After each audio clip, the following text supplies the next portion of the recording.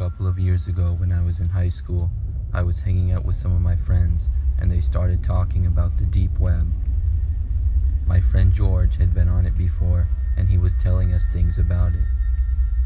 We talked about the deep web for the whole lunch period at school, and I started to get really curious about it and wanted to give it a try sometime.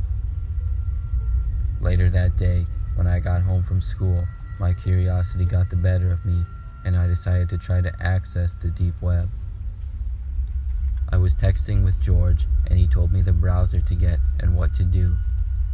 I followed his instructions and I was able to get on. Then I looked up some deep web websites to visit. The very first one that I went to was a screen that was all black with a small icon on the upper left corner. When I clicked on it, it took me to a web page filled with images with no context. Some of the images were animals, like fish or a bear. The others were a bunch of random objects. I clicked on the fish.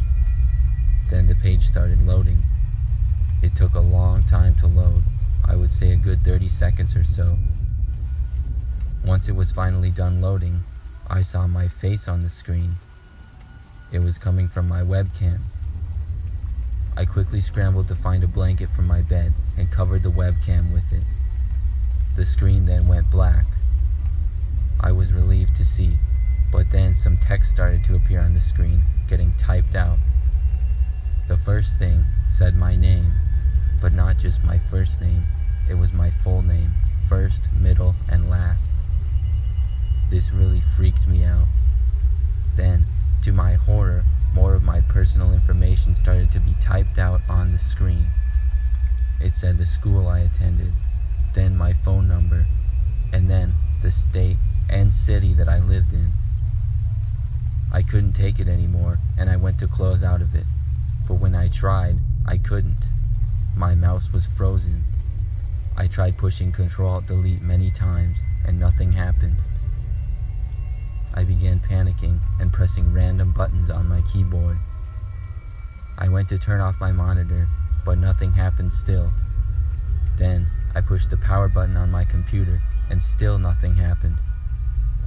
Finally, I went to the wall and unplugged the power source, which was an extension cord plugged into the wall.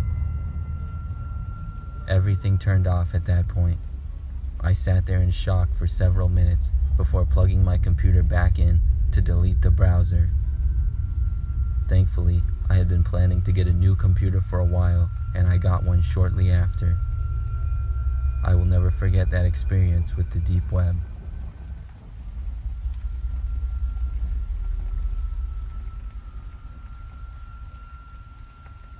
I used to visit the deep web all the time.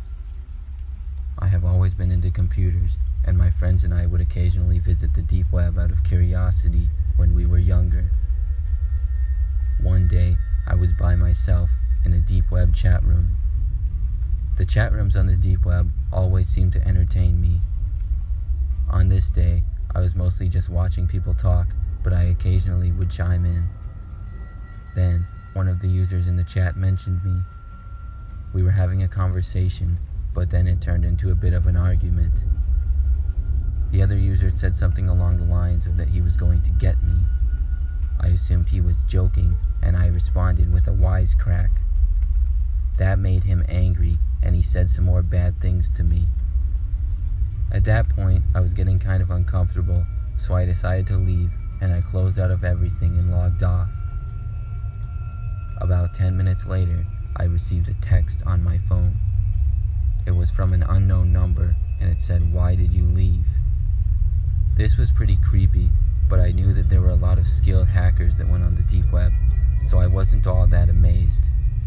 I decided to ignore the text and hope that he wouldn't contact me again. I figured it was just some guy trying to scare me, and while I have to admit I was a little bit scared, I tried not to let it eat at my brain. A couple of hours later, my phone started ringing. It was an unknown number. I picked it up and answered. There was no voice on the other end, but just breathing. I hung up on them and went back to what I was doing, but a few minutes later, I happened to glance out my front window and noticed there was a car parked in front of my house. I looked to try to see who it was, but from the angle it was parked, and also it being dark outside, I couldn't see. I kept my eye on it over the next few hours. It didn't move at all. Eventually, I tried to get some sleep. I covered all the windows in my house and double-checked all the locks before I went to bed. It took me a long time, but eventually I was able to fall asleep. The next day, I woke up and went to the window to check and see if the car was still there. It was finally gone, and I was relieved.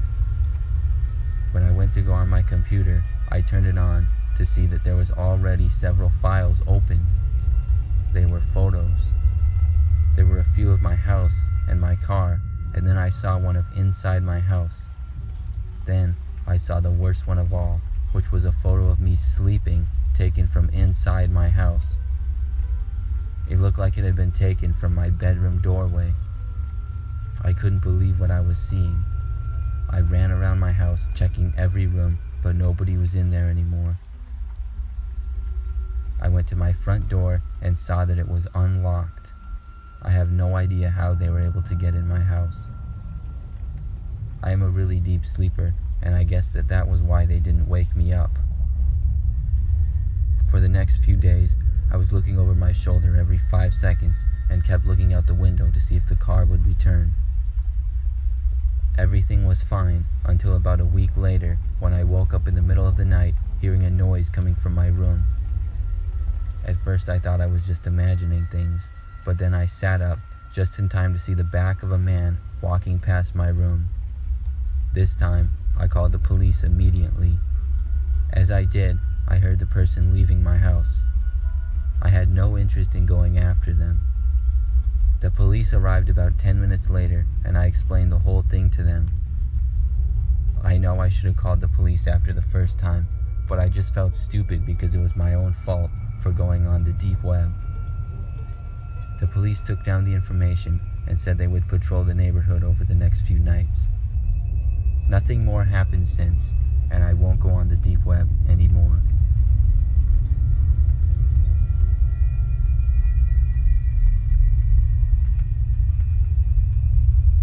This story took place a long time ago, sometime in the mid-2000s. I was in high school at the time, and my favorite thing to do after school was play on my computer. I know, I wasn't one of the big popular jocks, but I was a really shy kid, and gaming was always fun for me. I had heard about the deep web, and one day I decided to go on it for the first time. I was pretty good with technology, so I was able to figure out how to get on pretty easily. I visited a couple of websites that were pretty normal, and the more time I spent, the more I was able to find the unusual websites. They were some of the craziest websites I had ever seen. I remember I came across a website that seemed to be filled with puzzles and codes of some sort.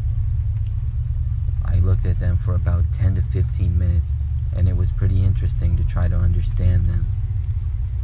But suddenly, out of nowhere, my fax machine started printing something. When it came out, it was a paper with a large series of numbers on it. I didn't know how this was able to happen. Then it printed another and another.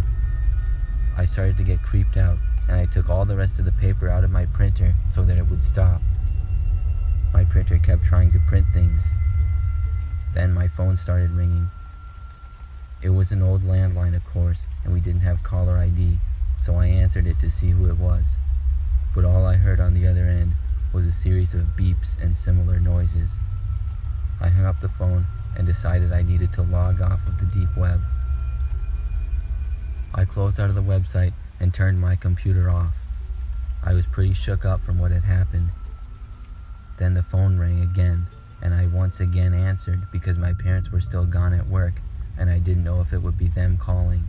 But once again I just heard the noises that I had heard before. I hung up again. The printer was still making noises as well.